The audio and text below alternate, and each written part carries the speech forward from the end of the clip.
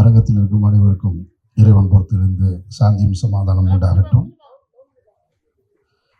இது ஒரு வழக்கமான திரைப்பட அறிமுக விழாவோ அல்லது வழக்கமான ஒரு திரைப்பட இசை வெளியீட்டு விழாவோ இல்லை. உங்கள் எல்லாருக்கும் இந்த விழா எந்த உணர்வை கொடுக்குதுன்னு தெரியல. மிஸ்கின் என்னை பார்க்கலாம், அவன் ரொம்ப நேரம் பேச மாட்டேன். ஆனால் எனக்கு ஒரு புது வகையான உணர்வை கொடுக்குது. காரணம் என்னென்னா, ஒரு சமூகத்தில் திரைப்படம் என்பது நான் நிறைய நேர்காணல்களில் சொன்னது, இந்த விழாவில் அதை சொல்கிறேன். ஒரு சமூகம் திரைப்படம் என்பதை ஒதுக்கி வைத்திருந்த ஒரு சமூகம். இஸ்லாமிய சமூகம் என்பது திரைப்படத்தை ரொம்ப தூரமாக, வாழ்வியலிருந்து தூரமாக வச்சுருந்தாங்க. அப்படிப்பட்ட ஒரு சமூகத்தை சேர்ந்த ஒரு திரைப்படத்தை இங்கே படமாகி கொண்டு வந்து நிறுத்தியிருக்கிறத தாண்டி, அந்த விழாவில் அந்த சமூகத்தை சேர்ந்தவர்கள் நிறைய இங்கே உட்கார்ந்துருக்கிறதுன்னு இருக்குல்ல, அதை தான் முன்னாடி பேசின நண்பர் சொன்னார். இந்த இடத்துக்கு வர்றதுக்கு நம்ம லீனா சொல்லும்போது 100 வருஷம் ஆயிருக்கு இந்த இடத்துக்கு வர்றதுக்கு அப்படின்னாங்க. அது ரொம்ப முக்கியமானதாக பார்க்குறேன் நான். ஹபீபி என்கின்ற வார்த்தைக்கான அர்த்தம் காதல், அன்பு, நேசம் அப்படின்றதெல்லாம் இருக்குது. இப்படி ஒரு திரைப்படத்தை எடுக்கணும் அப்படின்னு சொன்னால் அந்த வாழ்க்கையை வாழ்ந்தவனால தான் எடுக்க முடியும், அந்த வாழ்க்கையை கண்ணால் பார்த்தவங்கனால தான் எடுக்க முடியும், வேறு யாருனாலையும் எடுக்க முடியாது. அப்படி ஒரு திரைப்படத்தை எடுத்திருக்காரு.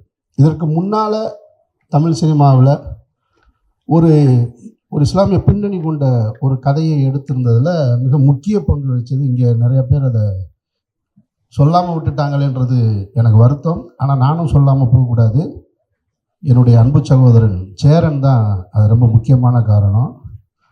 அவருடைய திரைப்படம் பொக்கிஷம் ரொம்ப முக்கியமான ஒரு திரைப்படம்.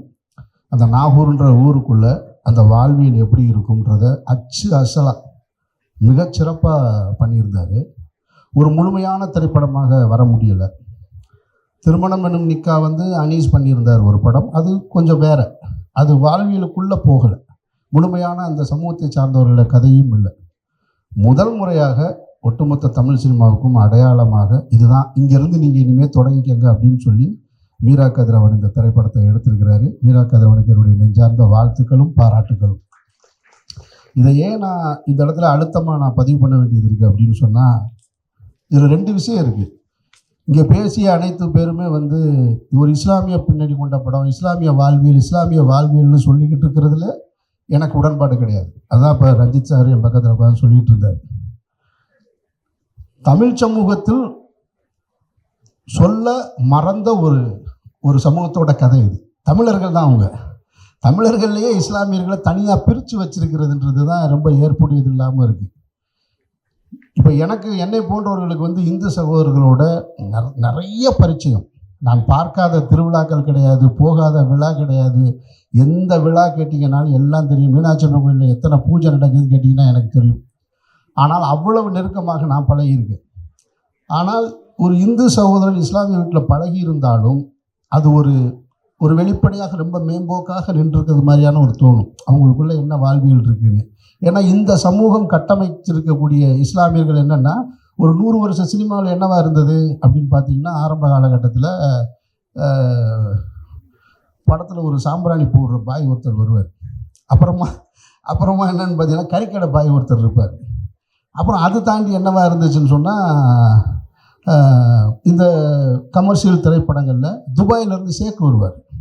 அவர் ஷேக்கு அவருக்கு அந்த அரபிக்கு தமிழ், அவருக்கு எல்லாமே அரபியை தவிர எந்த மொழியுமே தெரியாது. ஒரு அரபிக்கு ஆங்கிலமே பக்கத்தில் வராது. அது நீங்கள் அரபியை போய் கேட்டிங்கன்னா தான் தெரியும். அவர் அங்கேருந்து இங்கே தமிழ்நாட்டில் என்ன போடுவார்னா, நிம்மில் பொண்ணு தர்றான், நம்ம தங்கம் தர்றான் அப்படிம்பாரு. இந்த கொடுமையெல்லாம் பார்த்து வளர்ந்துருக்கோம் நம்ம. எனக்கு தெரியும் இந்த அரபிக்கு எதுவுமே தெரியாது. பொண்ணுக்காக வர்றாரு, அரபி பூரா பொண்ணுக்காக தங்கத்தை எடுத்துகிட்டு இங்கே பொண்ணை வாங்கிட்டு போகிறார், இவ்வளவுதான். அப்புறம் 90களுக்கு பின்னாடி நடந்தது என்ன அப்படின்னு சொன்னால், இந்திய அரசியலில் இஸ்லாமியர்கள்னால் தீவிரவாதிகள். அதில் நிறைய நடிகர்கள், இயக்குநர்களுடைய பங்களிப்பு தொடர்ச்சியாக இருந்தது. தொடர்ச்சியாக அப்படியே இருந்துக்கிட்டே இருந்தது. இஸ்லாமியர்கள்னால் ஒன்று தீவிரவாதியாக இருப்பாங்க. தொடர்ச்சியாக படங்களெல்லாம் பார்த்தீங்கன்னாக்க கசன் கான், அந்த கான், இம்ரான் கான், இப்படி வெறும் வில்லன்களாக சித்தரிக்கப்பட்டு இருந்தது. அதெல்லாம் இல்லைப்பா. நெசவாளர்கள், திருநெல்வேலி பக்கத்தில் இருக்கக்கூடிய நெசவாளர்களை பற்றிய வாழ்வியல் இது.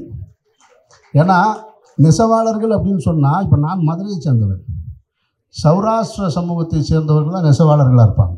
பெரும்பான்மையாக இருக்கிறவங்க, மதுரையில் பெரும்பான்மை சமூகமாக இருக்கிறவங்க அவங்க தான் நெசவாளர்கள். நான் சின்ன வயசுலேருந்து அவங்கள தான் பார்த்துருக்கேன். ஆனால் திருநெல்வேலியில் இஸ்லாமிய குடும்பம் நெசவு செய்கிறாங்க அப்படின்றது இருக்குல்ல, இப்படி ஒவ்வொரு ஊர்லேயும் மனிதர்கள் வாழ்ந்துக்கிட்டு இருக்காங்கன்ற பதிவு பண்ணுறது இருக்குல்ல, அந்த பதிவு தான் இந்த படத்தை ரொம்ப முக்கியமான இடமா நான் பார்க்குறேன். நான் வாழை திரைப்படத்திற்கு பின்னால் நான் இத்தனை இயக்குநர்களை சந்திச்சிருக்கிறது இங்கே தான்.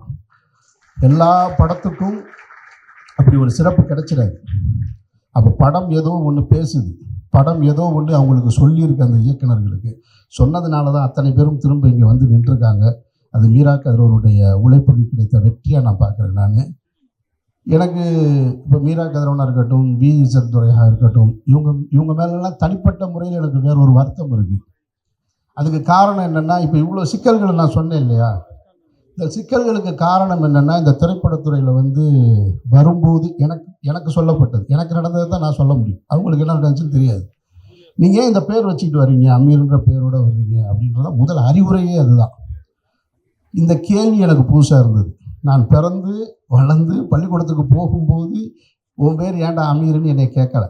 அங்கே ஒரு சர்டிஃபிகேட் கொடுத்தாங்க, நீ என்ன ஜாதி என்ன மதம் பின்னாடி ஃபில் பண்ணுன்னு சொன்னாங்களே தவிர வேறு எதுவும் கேட்கல. பேர் மாற்றிக்கன்னு கேட்கல. வேறு ஒரு இடத்துல வேலைக்கு போனேன், அப்பவும் கேட்கல. ஆனால் திரைத்துறைக்கு வரும் பொழுது நீங்கள் பேர் மாற்றிக்கிங்களேன் அப்படின்னு சொன்னது எனக்கு அதிர்ச்சியாக இருந்தது.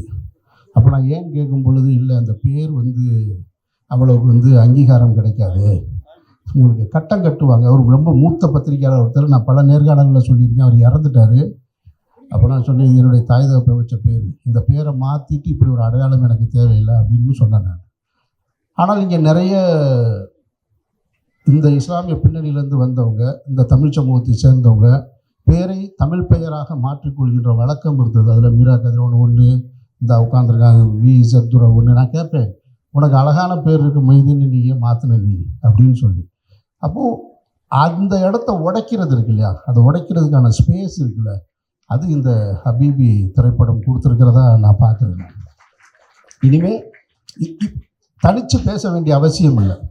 என்னை பொறுத்த மட்டும் இது ஒரு இஸ்லாமியர்கள் வாழ்வியல் கதைன்னு சொல்கிறத விட தமிழர்களுடைய சொல்லப்படாத கதைன்னு ஒரு பக்கம்னு வேணால் நான் ஆசைப்பட்றேன். ஹபீபி அப்படி தான் பார்க்குறேன்.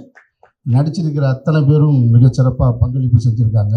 இதில் நான் இந்த திரைப்படத்தை பற்றி சொல்கிறேன்னா, நான் அந்த வாழ்வியலுக்குள்ளே இருக்கிறவன். நான் சொல்கிறத விட சேரன் சொன்னது தான் சரி, பாண்டியராஜ் சொல்கிறது தான் சரி, சுசீந்திரன் சொல்கிறது தான் சரி, அதுதான் மிகச்சிறந்த. உண்மையிலே ஆத்மார்த்தமாக சேரன் பேசினார். அவர் நான் சொல்லும்போது நான் கீழே உட்காந்து அவரை கேள்வி பண்ணியிருந்தேன், நான் படத்தை லவ் பண்ணேன் அப்படின்னு சொன்னார். அப்புறம் படத்தை பார்த்தா ஹீரோயின் லவ் பண்ணேன்னு வேறு சொன்னார். எனக்கு நான் சொன்னேன், எதையாவது